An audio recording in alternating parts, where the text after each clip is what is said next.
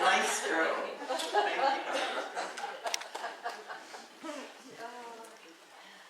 Last year, in the fall, we ended our year talking about the beautiful and life-changing book written by Brene Brown called The Gifts of Imperfection.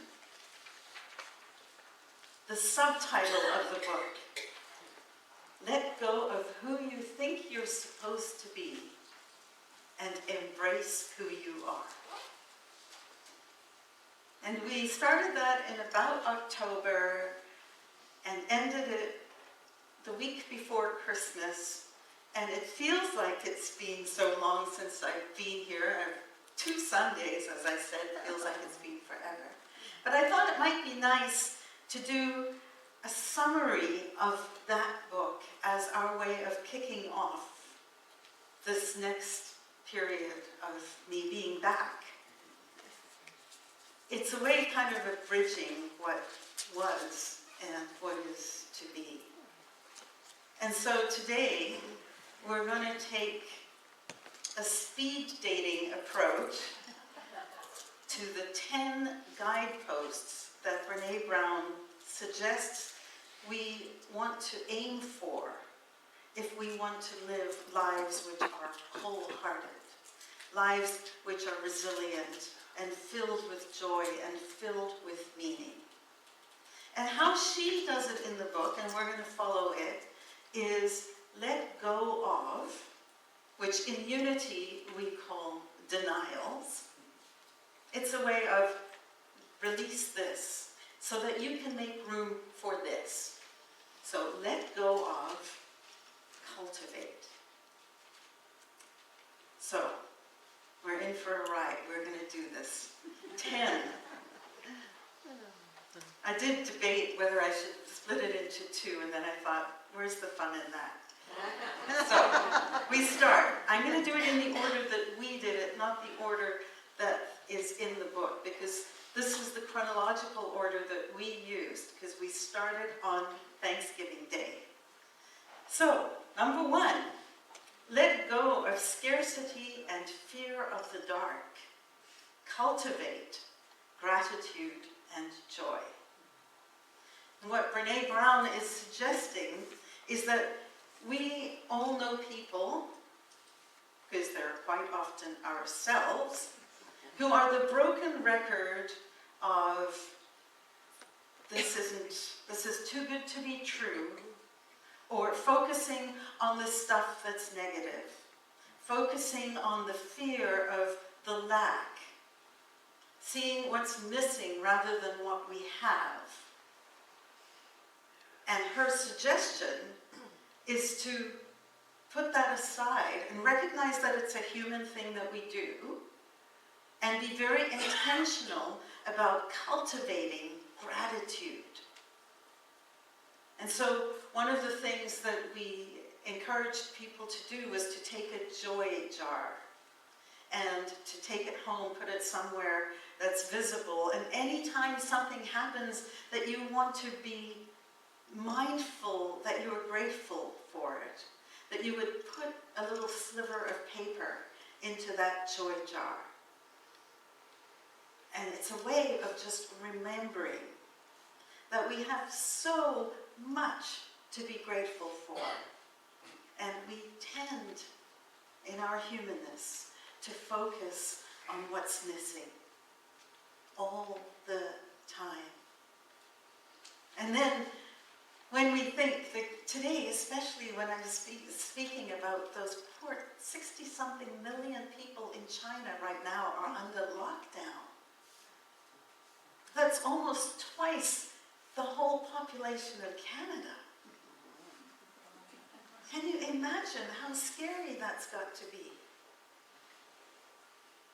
And what it does for me is it reminds me of how fortunate we are right here to be in this place where we're free to move.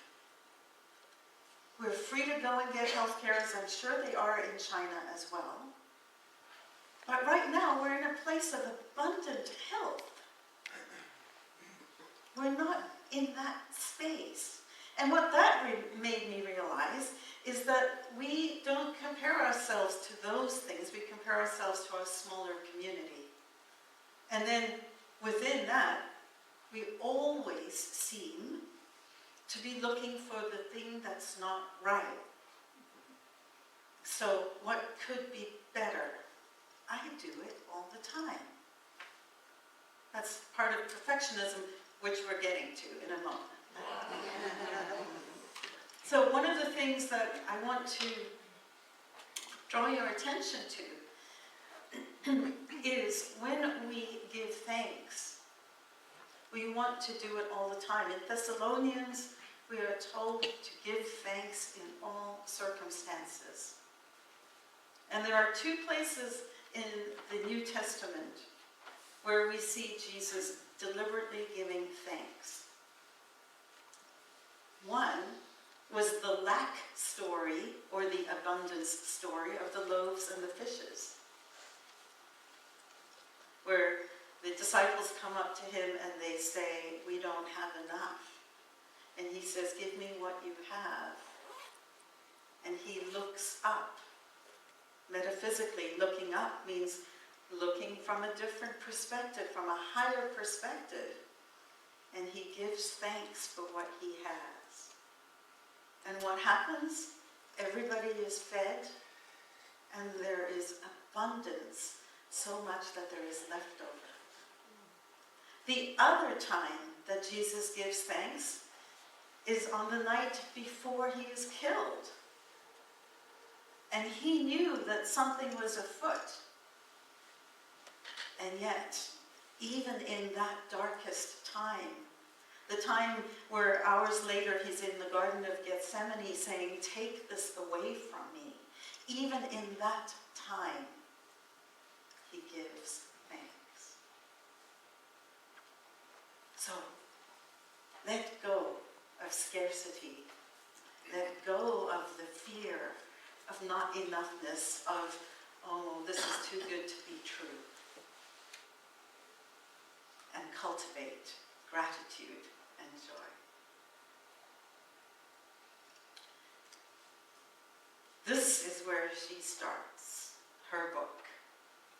Let go of what people think and cultivate authenticity.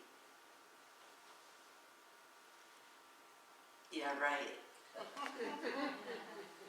Wouldn't it be wonderfully freeing if we could live from this place where we could be who we are, say what we mean what we say without fear of what other people think?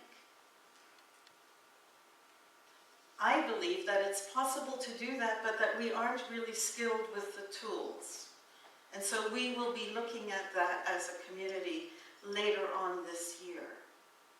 But in the meantime, the idea of being able to be separate and individual and honest with your own experience, with your feelings, with your values, with your needs, and making room for the others' values, beliefs, needs, and remaining connected while remaining independent is always this challenge, isn't it? And the reason is because we're absolutely hardwired to be connected. We want to be connected. And we've been told that we need to do things a certain way in order to be part of the tribe. Women, you need to look a certain way, weigh a certain way, make sure that you are gentle and kind and sweet. I hear laughter. I see you know. Never allowed to get angry. Never allowed to swear. Oh my gosh. That would be awful. Men are supposed to be the caregivers, not the caregivers, the financial support, They're supposed to be the strong, silent type. And if you're strong, you don't cry. And it means you're not allowed to have feelings. And so men are in this place of obviously needing feelings to be expressed, because men are humans just like women are, and they're allowed to have feelings, but they're not. And how on earth can we be authentic when we have all of these expectations that are being thrown at us all the time? And so this struggle to be authentic, to say who you are, what you mean, and do it in a way that doesn't break a relationship, can be a real challenge. And it reminded me of this saying that was attributed to Dr. Seuss. Be who you are, say what you feel, because those who mind don't matter, and those who matter don't mind. And there is truth in that to some extent, isn't there? But there's a deeper truth, which is we all want to be connected to everybody. Nobody wants to feel like they're being turned away from. In fact, in elementary school, I don't know how it was in your experience, but we had a term for that. If somebody was to be punished and they had to go and stand in the corner and they had their back to everyone and no one was allowed to speak to them, that was the ultimate punishment. It was called Coventry. It had a name. And it was essentially the power of people turning their backs on you. And that is what we're afraid of when we speak our truth. And so we create this mask. And what Brown is suggesting is that we have the audacity to be authentic. The daily practice of letting go of who we think we're supposed to be and embracing who we are. Brene Brown.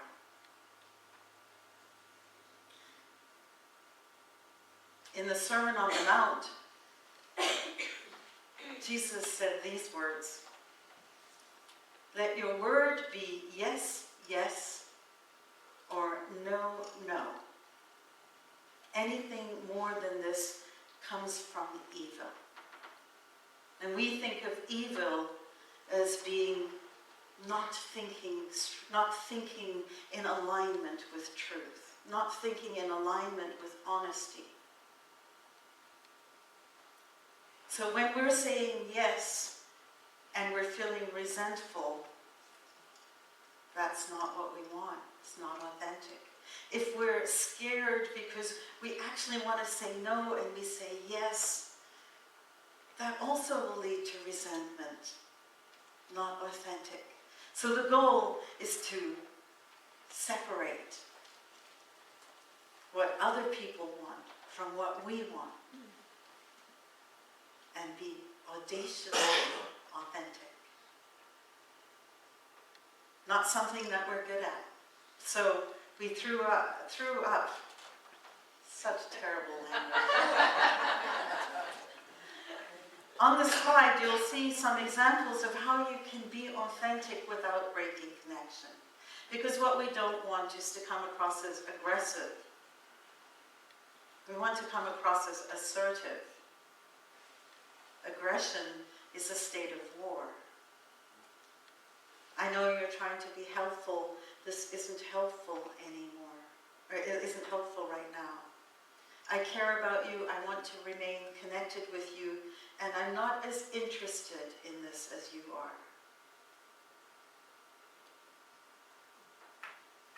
Aaron, the other day, I was at a workshop with Aaron, and he said, "No is a complete sentence."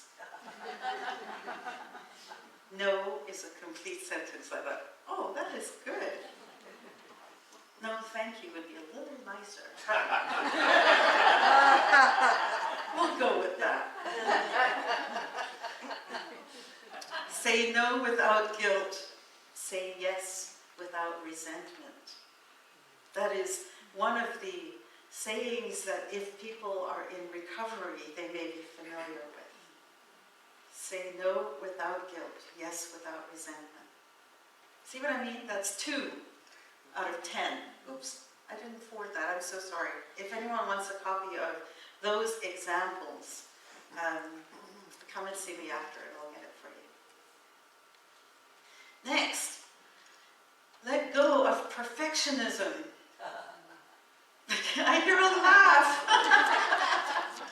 Let go of perfectionism. Cultivate self-compassion. Now, who would have thought that self-compassion had anything to do with perfectionism? I would never have put those 2 together.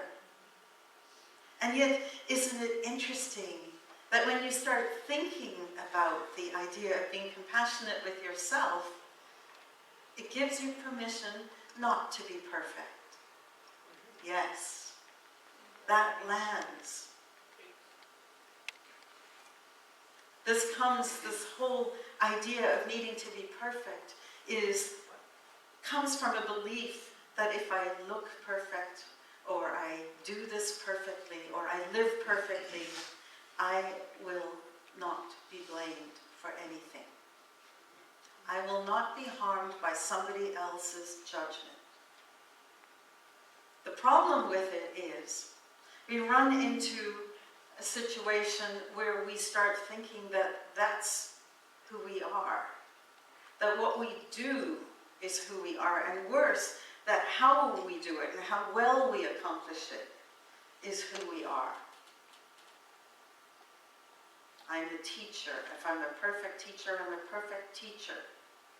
No. I am, insert name here, and I am a teacher. There's so much more than the stuff that we do. But the consequences are in our life of pleasing, performing, perfecting, can really lead to a place of paralysis for us. Because what happens is we don't want to do it unless we do it perfectly, so even though we long to do it, we won't do it at all. I think that's the reason I never learned to ride a bike. I do not know how to ride a bike. And I think the reason is because I was too scared to fall and to fail. And that has always been in the back of my mind. I wonder if that's the reason that I wasn't willing to try. Or maybe I tried and somebody laughed at me when I fell, and that was it. Does that resonate in some way with anybody here? The thing about practicing self-compassion is that the more that we can be compassionate to ourselves, the more we can be compassionate to others, the more we can say, oh, yeah, that was a mistake. And that's okay, I've made mistakes too. And so it gives ourselves and the people around us permission to be less than perfect. And that is perfect. Takes the shoulds right out of the equation, and we don't want to should on ourselves. Voltaire said, don't let the perfect be the enemy of the good. Brene Brown says, don't let, what she says is essentially the idea of, oh, I'll quote it for you because I have it here. A 20-minute walk that I do is better than the 4-mile run that I don't do. The imperfect book that gets published is better than the perfect book that never leaves the computer. The dinner party of takeout Chinese food is better than the elegant dinner party that I never host. There's power in that thought, isn't there? Just because we've made mistakes does not need to mean that our mistakes make us. And Jesus said, "Let he who is without sin cast the first stone." My favorite with this one is a song by the Eagles, right? Take it easy. Don't let the sound of your own wheels drive you crazy. How do you know the difference between self-improvement and perfectionism? One paralyzes, the other energizes. So if you're doing something and you're in that place of, this is fun, I want to get it better, this is awesome, that's a whole different energy than, I have to get it done. The one is so draining for life. All right, moving on, Rhona, come on. You're not being perfect. Let go of comparison. Cultivate creativity. Let go of self-doubt and supposed to, and cultivate meaningful work. When we compare, we despair. We run a gauntlet of gremlins in our minds that go something like, oh, that's not bad, but it's not good enough for you to do it all the time. Or, that's not bad, but Jane does it better. And what we know, some will, some won't. So what? Some will be better than we are, some will be not as talented as we are. So what? And it's living in the so what that frees us to be able to give ourselves permission to be creative enough to go, I don't care, I'm loving this. In Buddhism, they say that attachment is the root of all suffering. That expectation is here, reality is here, the gap is where the pain lies. But what if we were creative enough to lean into it anyway? What if we could just enjoy? What if we didn't tell ourselves that creative work is frivolous work in the first place because we're supposed to do things all the time that's productive? Get rid of supposed to, because it's taking us out of where we are now.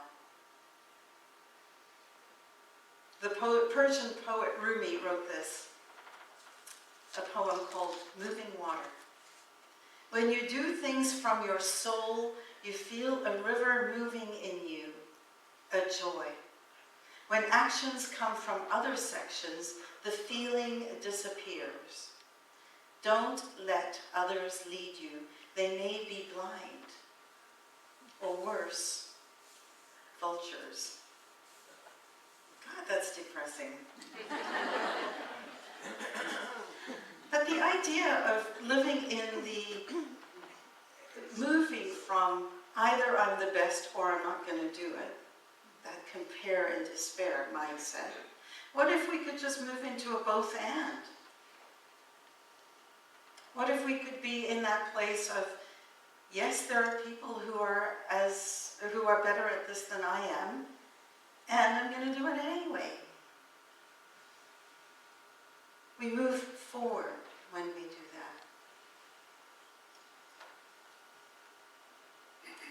that. Let go of the need for certainty and cultivate intuition and trusting faith. Let go of numbing and powerlessness and cultivate a resilient spirit. We spoke about faith being like Wi-Fi, invisible, but it connects you to what you need. And faith is one of those things that is so hard to explain. Anybody tried explaining Wi-Fi? It's the same thing. So what we came up with is the idea of using our imagination to imagine what we would want, what could be, and then taking action. Just a little bit, just a step. And then maintaining and being resilient in holding that vision of whatever it might be. And we realize that when we do that, imagination, action, and maintaining, we are spelling out the words, I am. Jesus said, your faith has made you whole when he healed people. They imagined they could be well. They took action and touched the hem of his garment. Your faith made you whole. Martin Luther King said, faith is taking the first step even when you don't see the whole staircase. Hold strong in the face of all the yeah buts that might be going on. Let go of anxiety as a lifestyle and cultivate calm and stillness. Anxiety as a lifestyle. Man, if you think about that, we're all doing it. We all take pride in saying things like, I'm so busy, not enough time. And it's true, we are people whose schedules are filled. But what energy are we bringing when we're using words like busy instead of words like full, productive? We don't need to have anxiety. We can still have full lives, but come to it from a place of calm, of stillness, of an inner reserve of peace. And know that whenever we do that, whenever we're in a place of calm and stillness, wherever we walk, we will exude that energy around to the people around us. And that will have an impact. When Jesus said, my throat's going. When Jesus said, when two or more are gathered, this is, I think, what he may have been speaking about. The idea that if I am calm, and you are calm, and you are calm, and this side of the room is crazy with anxiety, they will be more likely to be calm because of our calmness. A rising tide lifts all boats, and I don't know what's going on with my throat. All right, one more, and then I will give it a prayer. This one's my favorite. Let go of exhaustion as a status symbol, productivity as self-worth. Cultivate play and rest. Let go of being cool and always in control, and cultivate laughter, song, and dance. Again, what did Jesus say? Come as little children.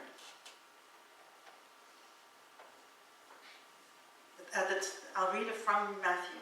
At that time, the disciples came to Jesus and asked, who is the greatest in the kingdom of heaven? Jesus called a child whom he put among them and said, I tell you, unless you change and become like children, you will never enter the kingdom of heaven. Who remembers what it's like to act like a child? We've been told not to be childish. And yet, this man who changed the world said, no, be childlike, play, live in the moment, hurt now, heal 3 minutes from now, be angry at your sister now, love your sister 4 minutes from now, play, laugh, cry, be alive. And I know there were people who really, really did not enjoy the snow days from a couple of weeks ago. I did not know how much I needed them. It gave me permission to not go out, permission to just sit and rest, to have an afternoon nap and then wake up and be so tired from that nap I had to go and have another one. It gave permission to not be busy. And I wonder if we might consider giving ourselves snow days without the snow. Maybe once a month. Just build into your schedule a day, but preferably 2, 2.5, where you aren't beholden to anybody but yourself, so that you have a chance to reset. It's another thing children do. They just, I'm tired, I'm sleeping.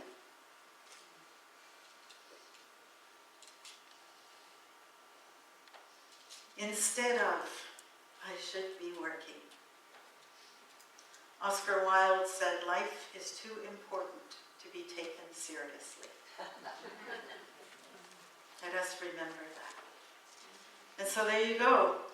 Speed dating through 10 guideposts for wholehearted living.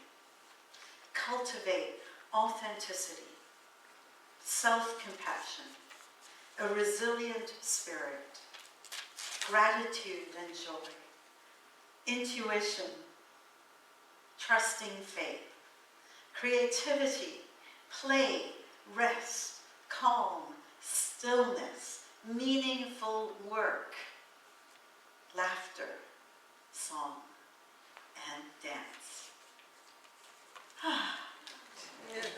Yay!